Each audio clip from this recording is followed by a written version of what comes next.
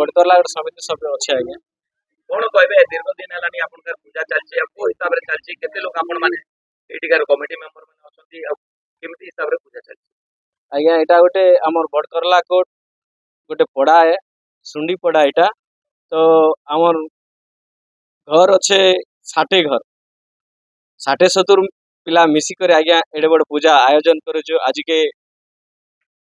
14 वर्ष हला एटा जोटे आमे ठाड़ उठिछु माने एटा गोटे खाल थिला आज्ञा तो निजर पैसा पतर रे आमे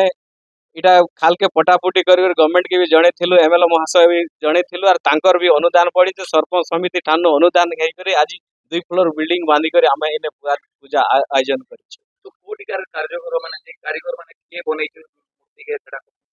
आज्ञा हमर ई सुंडी पड़ार पिला माने आका ई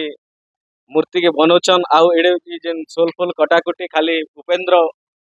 हमर मोर भंजा उठ अछन उपेंद्र नायक बोली आउ तांको सहित पड़ार पिला माने मिसी करी इटा कटर रे काटी के ई सोल माध्यम रे इटा एडे बड़ माने डेकोरेशन टा करिछन मन्ना दाऊता दुर्गाई काण कहबे जेतु प्रकार गारे गुटे जाक जमक हिसाब रे 6 दिन हला ना 4 दिन हला पूजा चलछि तो काण कहबे या कमी करी चली आज्ञा मीना बजार गोटे चली सियाड़े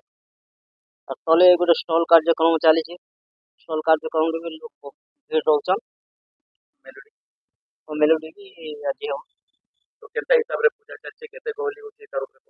गहली बहुत चली आज्ञा बहुत लोग आछन दूरिया लोग ने भी आछन और बहुत सुंदर रे देखि करी मुकेश कुमार अग्रवाल पटना काण कहबे आज गणेश पूजा गुटे कुंडी पड़ा बड़ गरला कुटरे होछि जेतु गुटे एटा मौसल एरिया आ मौसल एरिया रे एते जाक जमक रे होछि तार ऊपर हमें जानवा हिसाब रे आज्ञा एटा आज के 14 वर्ष हला हमें देखि आछु माने जाक जमक रे पूरा पूजा करछन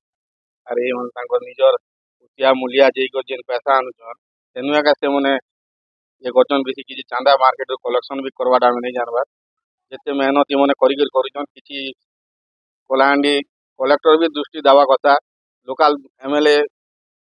राजनीति वाले मन भी दृष्टि देवा कथा कि सहयोग करवा कथा और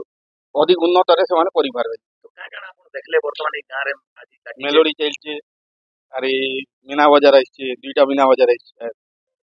केते लोग होतन जनता आउस्टन 100 लोग आउस्टन जयपाटना तो सब बेले गाड़ी ट्रैफिक जाम अछि से रास्ता जयपाटना करला को रास्ता ट्रैफिक जाम अछि पूरा सब आपन से केनता अनुभव करले बहुत खुशी लागुची।